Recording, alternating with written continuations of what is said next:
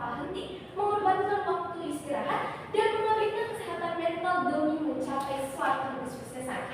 Bukan tanpa sebab, konfigurasi budaya tersebut lahir dari tuntutan perubahan teknologi yang cepat, dinamika persaingan global, hingga ekspektasi sosial yang semakin kompleks yang berujung pada standar kebahagiaan dan gengsi subjektif yang semakin meningkat. Setidaknya terdapat dua ambiguitas dari hal tersebut, yaitu yang pertama, hustle culture dinilai sebagai pemicu lahirnya kegigihan, kedisiplinan, dan etos kerja yang berkualitas.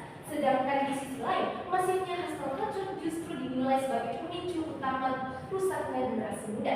Dewan Juri yang terhormat, dalam hal ini kami secara tegas, lugas, dan mantap menyatakan bahwa kami setuju terhadap posisi perdebatan kita pada kali ini, yang dimana keberpihakan kami berdasarkan pada tiga argumentasi utama, yaitu yang pertama, secara konseptual, mental merupakan aspek fundamental sekaligus sebagai penentu kesejahteraan bagi kehidupan manusia. Namun, konsep hustle culture yang notabene yang mengabaikan hal penting fundamental tersebut justru hanya melahirkan kerugian kronis secara fisik maupun non-fisik bagi generasi muda.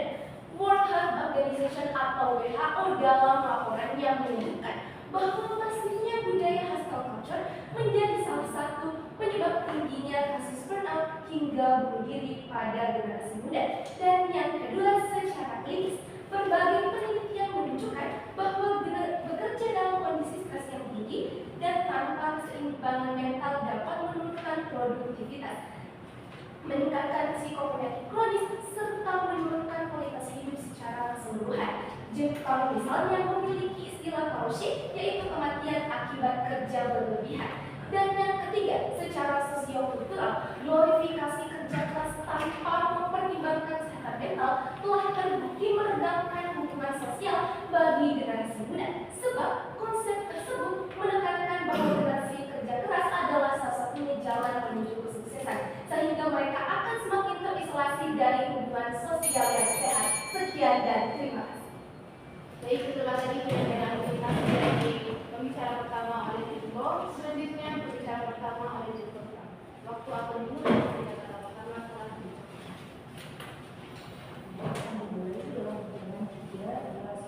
Assalamualaikum warahmatullahi wabarakatuh. Shalom, Om Swastiastu, Namo Buddhaya, dan salam kebajikan. Dewan Juri yang terhormat, ada satu respon saya terhadap Tip Akro, di mana ia mengatakan bahwa ada hustle culture atau di mana bekerja tanpa henti. Tapi Pak Juri, di dalam kasus sekarang telah ada keterampilan digital yang memadai sehingga itu menyeimbangkan bagaimana generasi muda untuk bekerja. Atau juga adanya kebiasaan yang juga dilakukan pada pihak itu sendiri, di mana ketika ia terbiasa, ia tanpa terbebani akan melakukan hal tersebut. Hal tersebut akan beriringan dengan argumentasi saya. Goals kita pada debat kali ini adalah bagaimana parameter kedua belah pihak mencapai kesuksesan atau kebutuhan mereka tanpa khawatir kendala ekonominya. 3. Glorifikasi kerja keras merupakan stimulus positif dalam menciptakan etos kerja yang adaptif di tengah kualifikasi ekonomi digital. Berdasarkan teori achievement, motivasi yang dikembangkan oleh Michel Han, dorongan untuk mencapai keberhasilan dapat memacu perkembangan dalam daya saing. Tanpa glorifikasi daya kerja keras, generasi muda akan terjebak dalam pola pikir yang stagnan. Kami melihat Juri, ini bukan tentang bagaimana besar atau kecilnya suatu rintangan, tetapi bagaimana aktor di sisi kami terbiasa dalam menghadapi suatu masalah, sehingga ia terbiasa dalam melakukan berbagai hal. Akar permasalahan kita berakar pada dunia kerja yang sering sekali yang kompetitif dalam persaingan yang ketat, kenaikan gaji, dan mendapatkan posisi yang tinggi. Banyak orang memiliki ambisi yang besar akan karirnya Juri, seperti mendapatkan jabatan tinggi, pengakuan profesional dan tertentu. Keinginan seperti itu membuat mereka mewujudkan mimpi mereka untuk mencapai kesuksesan mereka pada akhirnya. Apa yang menjadi dari hal ini? A. Mengapa glorifikasi kerja keras tidak boleh disesali? 1. Kerja keras merupakan modal kesuksesan. Di masa depan, berbagai generasi muda di tengah persaingan global yang ketat, jiwa karakter mampu mengatasi bagaimana kemampuan mereka untuk menentukan bagaimana potensi mereka untuk kedepannya Juri. Atau 2. Membentuk mental yang kuat dengan situasi yang sulit. Di generasi muda cenderung menghabisi tekanan pada dunia kerja. Masalah sebenarnya bukanlah glorifikasi kerja keras, tetapi bagaimana generasi muda mampu menyeimbangkan dan menstabilkan dan memanage waktu mereka untuk menjalin keseimbangan hidup mereka antara keluarga dan juga rekan yang ada di perusahaannya misalnya.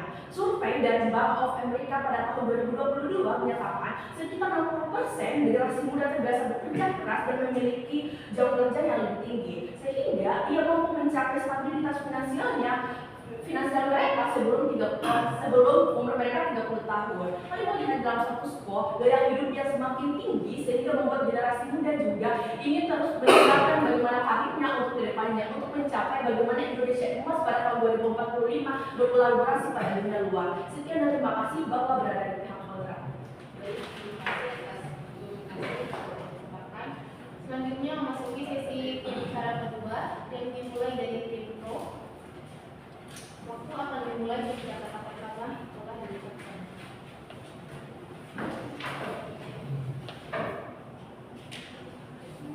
Dewan juri yang terhormat, sebelum memasuki tataran argumentasi, izinkanlah kami untuk terlebih dahulu membilas beberapa kesalahan berpikir yang dilakukan oleh rekan-rekanku dari tim kontra.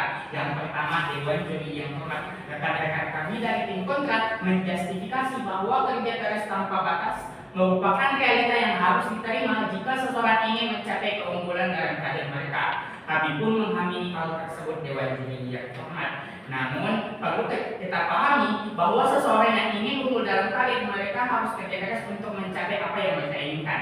Akan tetapi, sesuatu yang dilakukan secara berlebihan akan memberikan dampak negatif bagi generasi muda Dewan juri yang terhormat. Bayangkan saya Dewan juri yang terhormat, berdasarkan data dari Hal and Safety Executive per tahun 2023 yang menunjukkan bahwa terdapat 875 kasus stres, depresi, dan kecemasan terkait kerja keras seseorang yang penuh dengan tekanan. Hal ini membuktikan bahwa seseorang yang melakukan kerja keras secara berlebih justru akan mempengaruhi kesehatan mentalnya mereka Dewan juri yang terhormat. Bukankah faktor inilah yang justru kita hindari untuk menjaga kesehatan mental para pekerja? Lantas Dewan juri yang terhormat, apakah rekan-rekanku dari tim kontra akan terus memperolehkan overload ini? Sementara data menunjukkan bahwa pekerja yang mengalami kelainan mental, tekanan mental justru menurunkan produktivitas dan efisiensi perusahaan dan juga individu itu sendiri Dewan juri yang terhormat. Memasuki respon yang kedua, Dewan juri yang terhormat, tim kontra terlalu mengkhawatirkan bahwa generasi muda saat ini bisa saja kehilangan motivasi dan mengembangkan budaya malas yang menghambat produktivitas mereka. Dewan juri yang terhormat, jika kerja keras terlalu ditekan, maka perlu kami tekankan bahwa kerja yang berlebihan tidak selamanya meningkatkan kesehatan mental yang sangat dikhawatirkan oleh rekan muda tim kontra. Lantas, apakah bertambahnya jam kerja tersebut berhasil meningkatkan produktivitas pekerja? Tentu tidak Dewan juri yang terhormat. Faktanya, orang yang bekerja terlalu lama tidak serta-merta akan meningkatkan produktivitas secara holistik. Justru bekerja lebih dari 48 jam per minggu akan membuat produktivitas turun. Dengan kata lain, alih-alih mendapatkan hasil optimal yang hanya didapatkan hanyalah lelah semata, maka dari itu Dewan juri yang terhormat, diperlukanlah perubahan pola pikir yang lebih rasional yang dimana keseimbangan antara kerja dan istirahat menjadi prioritas guna mencapai kesuksesan Dewan juri yang terhormat. Dewan juri yang terhormat, apabila rekan dari tim kontra menolak hal tersebut, maka izinkanlah kami untuk meluruskan pemikiran tim kontra melalui konseptual dan sederhana. Pertama, Dewan juri yang terhormat, asal author seringkali tidak menyadari hal ini karena budaya tersebut telah tertanam dan menjadi hal yang biasa dilakukan dalam kehidupan sehari-hari. Akibatnya, mereka pun tidak akan lagi mengenali respon negatif tubuh yang menyulitkan istirahat saat diperlukan. Dalam jangka panjang Dewan juri yang terhormat, kebiasaan ini dapat berbahaya bagi tubuh seseorang karena terus-menerus memaksakan diri bekerja tanpa memperhatikan batas fisik dan yang dapat menyebabkan penurunan daya tahan tubuh. Peningkatan risiko penyakit kronis seperti hipertensi dan gangguan jantung. Hal ini pun telah dibuktikan secara teoritis oleh Maslow hierarchy of needs yang menyatakan bahwa kesejahteraan mental adalah kebutuhan dasar yang harus dipenuhi sebelum individu tersebut mencapai potensi penuh mereka. Artinya apa Dewan juri yang terhormat? Percuma saja ketika seseorang memiliki tubuh yang kuat namun tidak memiliki mental yang kuat. Seperti pepatah misalnya di Kokorosano yang menyatakan bahwa di dalam tubuh yang kuat terdapat jiwa mental yang kuat juga Dewan juri yang terhormat. Melanjutkan argumentasi kami, jika ditelisik lebih jauh penelitian yang dipublikasikan oleh Parian Reports yang ditemukan bahwasanya mereka yang kerja lebih dari 55 jam per minggu memiliki peningkatan kerja yang lebih banyak risiko penyakit yang mereka alami yang dibandingkan mereka yang bekerja normal biasanya dan memikirkan banyak hal selain pekerjaan mereka. Maka dari itu, yang kedua, Dewan Juri yang terhormat berbicara tentang produktivitas. Mengapa? Sebab jika individu yang mengalami kelelahan mental justru kurang inovatif, mudah melakukan kesalahan dan kurang produktif. Sehingga hal tersebut yang hanya akan menciptakan siklus kerja yang tidak sehat dan merugikan bagi individu maupun perusahaan dalam jangka panjang. Sehingga jika generasi muda dipaksa untuk terus-menerus bekerja tanpa memperhatikan kesejahteraan mental mereka, bukan hanya produktivitas saya yang menurun, tetapi hasil kerja mereka juga akan turun. Hal ini pun dibuktikan dengan adanya pernyataan yang dikemukakan oleh Kementerian Keuangan Republik Indonesia yang menyatakan bahwa kelelahan mental sering terjadi di tempat kerja.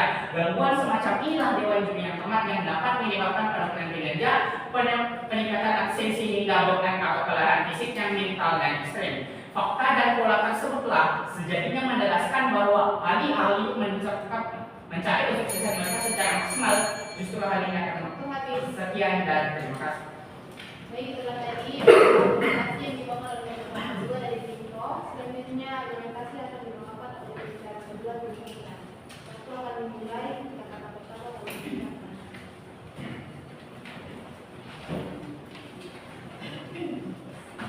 Baik, berdebat langsung mulai dalam hitungan 3, 2, dan 1. Assalamualaikum warahmatullahi wabarakatuh. Dewan Juri yang terhormat, hadirlah oposisi kepada Anda dengan membuktikan bahwa apa yang dilakukan oleh pihak proposisi akan teratasi di pihak oposisi. Oleh karena itu, 3 respon terhadap proposisi. 1. Proposisi itu bilang kepada Anda semua bahwa ini terjadi karena semakin banyaknya saingan. Oleh karena itu, Dewan Juri yang terhormat kami menekankan, biarkanlah aktor dalam perdagangan kita kali ini bekerja keras untuk memaksimalkan, meskipun mereka harus mengorbankan kesejahteraan mental mereka. Karena apa? Takutnya ketika mereka akan bersaing di kancah global dengan orang yang bekerja keras dengan mengorbankan kesejahteraan mental mereka, orang di aktor proposisi itu akan tertinggal. Mereka tidak bisa bersaing ke depannya. Karena apa? Mereka telah memanjakan kesejahteraan mental mereka. Kami akan jelaskan kenapa ini tidak akan berakibat stres di pihak oposisi, dan kami yakin Dewan Juri yang terhormat dapat menerima akan itu.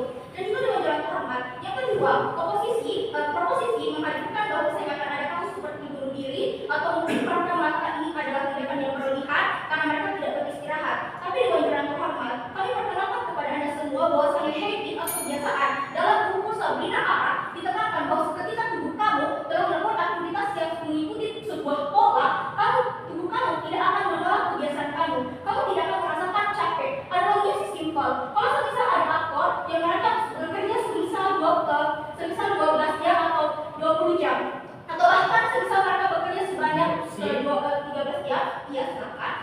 Dewan Juri yang terhormat, jawab pertanyaan tim kontra. Jawab pertanyaan pertama, berapa presentasi kerja keras tanpa mempertimbangkan kesehatan mental yang akan merusak generasi muda. Kedua, berapakah presentasi kesehatan mental yang positif lahir apabila seseorang mencapai bosnya menjadi kerja keras? Kami tidak perlu menjawab pertanyaan ini. Kenapa? Karena sudah bilang bahwa mereka tidak akan mempertimbangkan kesehatan mental mereka Dewan Juri yang terhormat, yang itu akan terminimalisir di pihak oposisi. Tapi kenapa ini menguntungkan? Kami lanjut ke respon kami terlebih dahulu. Habit, ketika kamu melakukan pekerjaan sebanyak 12 jam setiap hari, tubuh kamu secara instan tidak akan menolak kebiasaan kamu ke depannya jika kamu akan bekerja sebanyak 13 jam atau 14 jam. Ini adalah sebuah kebiasaan, jadi tubuh kamu tidak akan pernah menolak kebiasaan itu. Jadi tidak akan ada stres di pihak oposisi. Dan juga yang ketiga,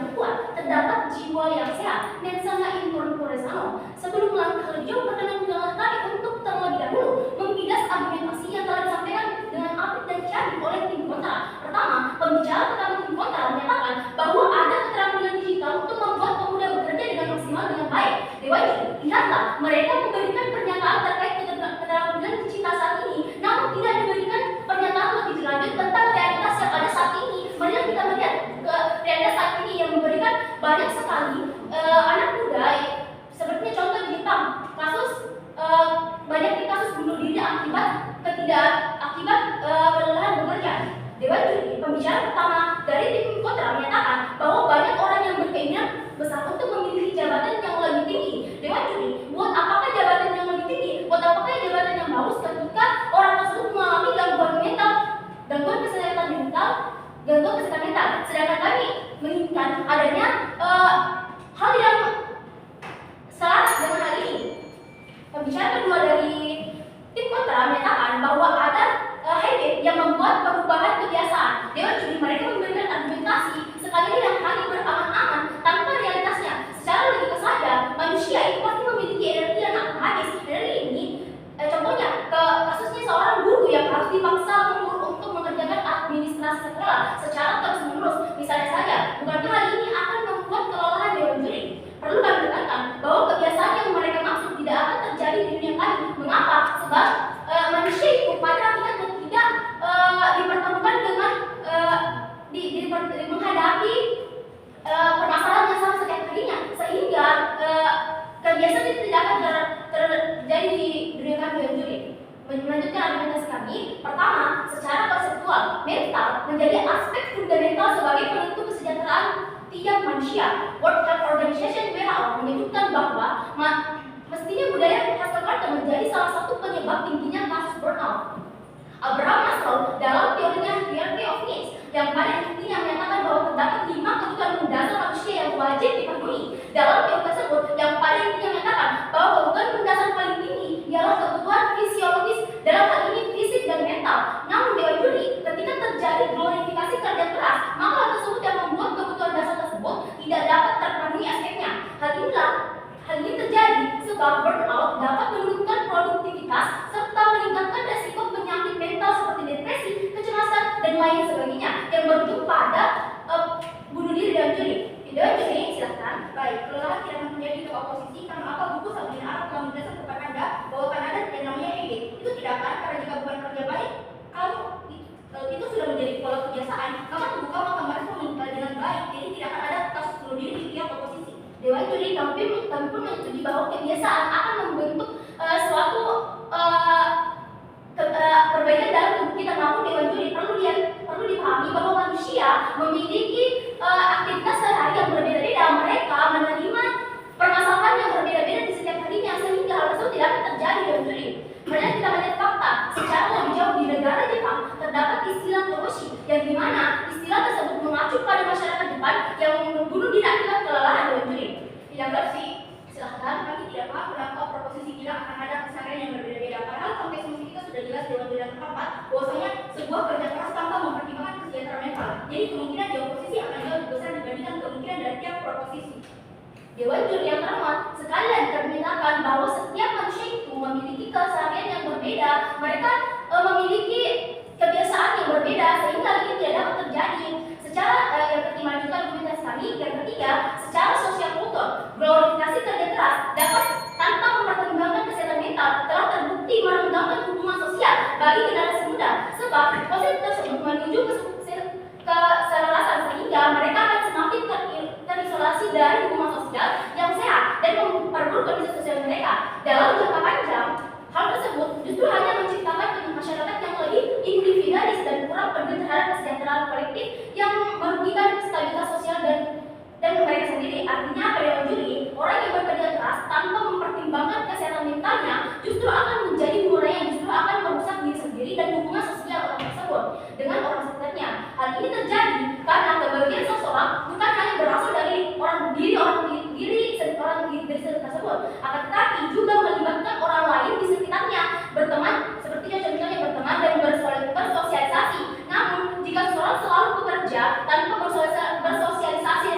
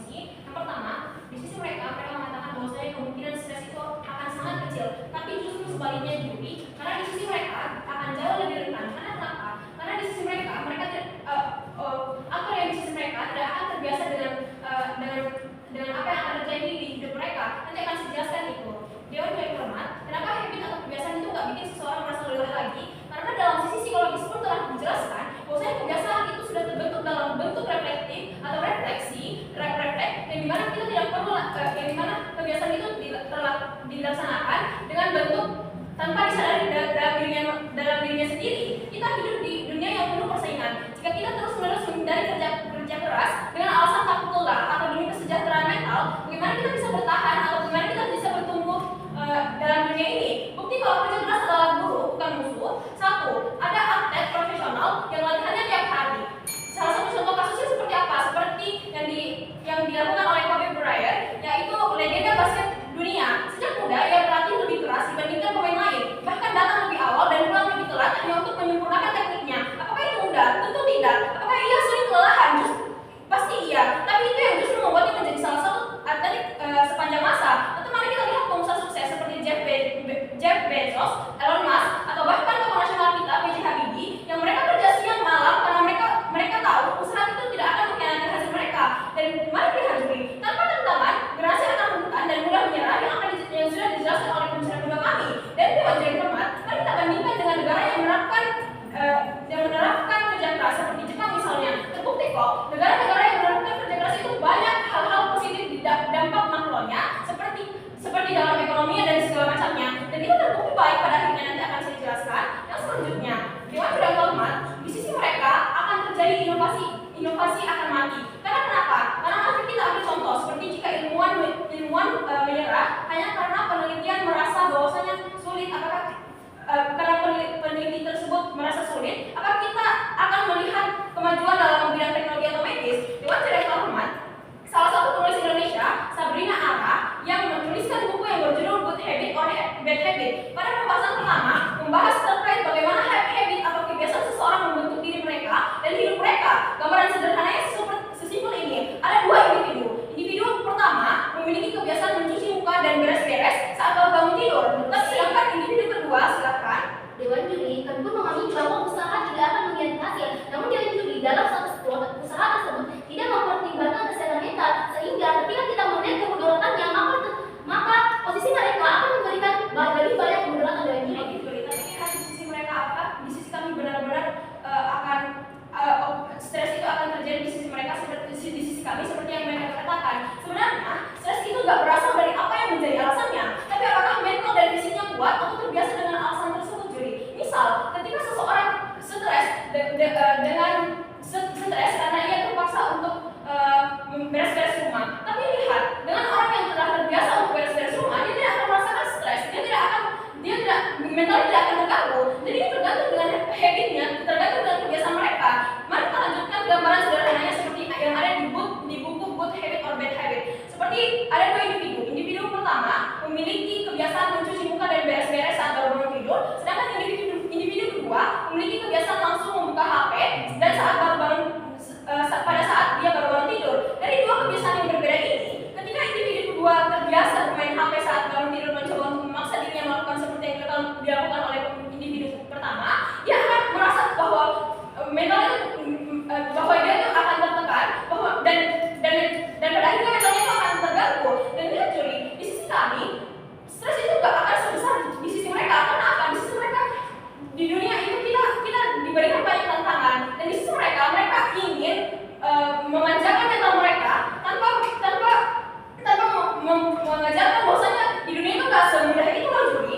Dan berbeda di sisi kami itu jelas bahwa di sisi kami itu tercapai bahwasanya orang yang di sisi kami akan mencapai tujuan hidupnya, dan juga di sisi kami kekhawatiran mereka telah terbantahkan. Berbeda di sisi mereka tidak menjelaskan seperti apa sih di sisi mereka akan baik pada akhirnya, dan pada akhirnya di sisi kami telah membantah semua kekhawatirannya, akan tetapi di sisi mereka tidak menjelaskan sama sekali seperti apa kekhawatiran yang akan terbantahkan di sana. Jadi kami rasa untuk segala argumentasi yang dijelaskan oleh pembicara satu, pembicara kedua hingga pembicara ketiga, maka dari tim oposisi. Baik, itulah tadi pendapat dan terima kasih dari masing-masing pembicara baik di pro dan kontra. Selanjutnya masuki sesi refleksi yang akan dibawa oleh tim kontra.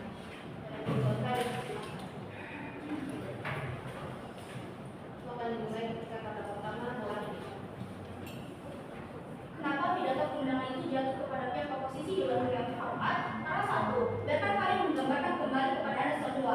Kami telah menjelaskan bahwa pandangan ini tidak akan merugikan karena satu kan ada pengembangan keterampilan dan tekanan mental. Kami sudah jelaskan kepada Anda semua Dewan Juri yang terhormat. Karena dari untuk akan ada peningkatan kemampuan bisa untuk bertahan di situasi tertentu, atau yang kedua, ini akan meningkatkan ketahanan mental mereka. Mereka tidak akan bisa menjadi pribadi yang terlalu mengeluh karena melihat bagaimana persaingan di dunia di kancah internasional pada akhirnya. Dan ini sudah diamini oleh pihak proposisi. Sebagaimana misal mereka mengatakan bahwasanya ini adalah dunia persaingan antara generasi muda. Jadi kami rasa kalau mereka mau bersaing secara maksimal, maka mereka bekerja keras tanpa mempertimbangkan kesejahteraan mental. Karena kerja keras itu sebuah guru, sebuah suka loh. Atau yang ketiga, kami sudah mengatakan ada pengelolaan diri yang lebih baik akan meningkatkan kepercayaan diri mereka. Karena kalau mereka sudah berhasil menangani suatu masalah, mereka bisa menangani masalah besar pada akhirnya, dan akan ada efek dari dalam, atau kepercayaan interstik. Kamu percaya diri oleh kamu percaya pada diri kamu karena kamu sudah menangani masalah yang jauh lebih besar sebelumnya.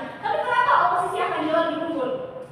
Satu, kekhawatiran orang terkait stres itu telah kami atasi di Banjuran Terhormat. Karena saya bisa sudah berikan gambaran kepada Anda, anak dan orang tua itu punya beban yang tidak sama. Tapi kenapa zaman sekarang anak merasa bahwasanya mereka memiliki beban yang sangat besar? Karena mereka tidak mengetahui bahwasanya mereka masih ada dalam tahap awal. Tapi kenapa orang tua tidak pernah menyerah untuk mencari nafkah? Mereka harus bekerja keras tanpa mempertimbangkan kesejahteraan mental mereka, terutama sang ayah. Karena mereka sudah memiliki bekal sebelumnya. Mereka belajar bahwasanya saya harus bisa memaksimalkan, saya harus punya pengelolaan diri untuk mengatasi stres saya. Karena inilah goal saya untuk bisa menjadi pribadi yang sukses ke depannya. Tapi kenapa proposisi itu kalah dalam perdebatan kita pada kali ini? Satu, jujur saja, mereka mengatakan bahwasanya mereka menjawab untuk sekali dengan mengatakan bahwa kesadaran itu berbeda. Tapi lihat ini adalah hal yang keliru. Dan kedua, mereka tidak akan maksimal dalam bersaing karena menjadikan baik, maka menjadi yang ketiga oposisi. Ulangi penyampaian argumentasi dari speech oleh tim kontra. Selanjutnya penyampaian dari speech oleh tim pro. Waktu akan dimulai.